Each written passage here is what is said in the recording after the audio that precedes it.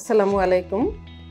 Social ইসলামী bank পিএলসির ২৯তম প্রতিষ্ঠা বার্ষিকীতে সকল গ্রাহক, শুভানুধ্যায়ী সবাইকে জানাচ্ছি আমি আন্তরিক অভিবাদন, শুভেচ্ছা এবং ধন্যবাদ।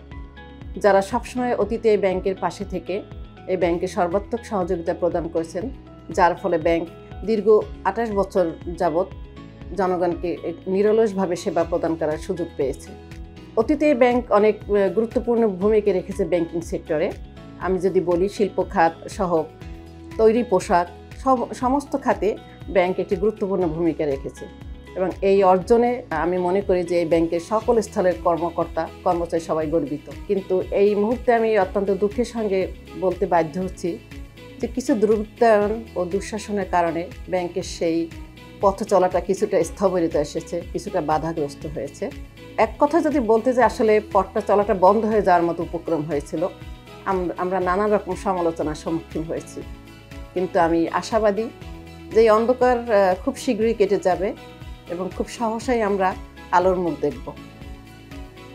আমি যদি ফিরে তাকে একটু পিছনের দিকে, এই ব্যাংক কিন্তু প্রত্যন্ত অঞ্চলে ব্যাংকিং সেবা প্রদানের জন্য তারা বিভিন্ন রকমের উপশাখা এবং এজেন্ট ব্যাংকিং চালু করেছে, শুধুমাত্র স্বল্প আয়ের লোকদেরকে ব্যাংকিং সেবার আওতায় আনার জন্য। তারা সর্বাত্মক চেষ্টা করেছে প্রত্যন্ত অঞ্চলের জনগণকেও ফিনান্সিয়াল ইনক্লুশন, যেটা বর্তমান সরকার এবং বাংলাদেশ ব্যাংক গুরুত্ব দিয়েছে, সেটা দেখে বেশি মনোনিবেশ করতে, যার ফলাফল আমরা দেখেছি যে অন্যান্য অনেক বড় ভলিউমের ব্যাংকের চেয়েও এই ব্যাংকের এজেন্ট ব্যাংকের শাখা কিন্তু অনেক বেশি। তার মানে এই ব্যাংক কিন্তু প্রত্যন্ত অঞ্চলে পৌঁছে গিয়েছে সাধারণ জনগণের কাছে। তবে আমি বিশ্বাস করি যে অতীতের যে অর্জন, সেই অর্জনকে মনে রেখে এই ব্যাংক ভবিষ্যতেও আরও বড় কিছু অর্জনের সমর্থ হবে এবং সেই অতীত গৌরব পুনরুদ্ধার করতে সফল হবে। তবে এই মুহূর্তে এই পথটা কিন্তু সহজ নয়। তাই আমি ব্যাংকের যারা টপ ম্যানেজমেন্ট সহ সকল স্তরের কর্মচারীদেরকে আমি আহ্বান জানাবো, তারা যেন মনোবল না হারায়, যেন হতাশ না হয়, বরং নূতন উদ্যমে সবাই সম্মিলিতভাবে তাদের সততা, নৈতিকতা, দক্ষতা ও কঠোর পরিশ্রমের মাধ্যমে একটি টেকসই ব্যাংক হিসেবে ব্যাংককে আবার প্রতিষ্ঠিত করতে পারবে।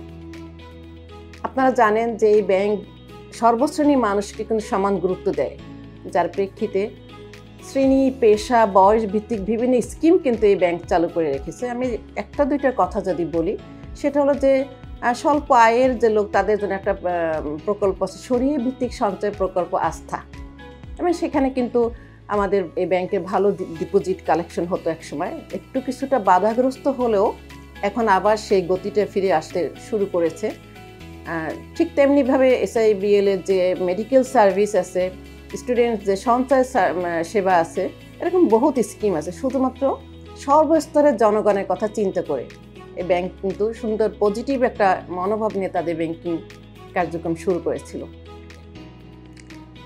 আর দ্বিতীয় কথা হলো যে এই ব্যাংক পূর্ণাঙ্গ একটা শরিয়া ভিত্তিক ব্যাংক।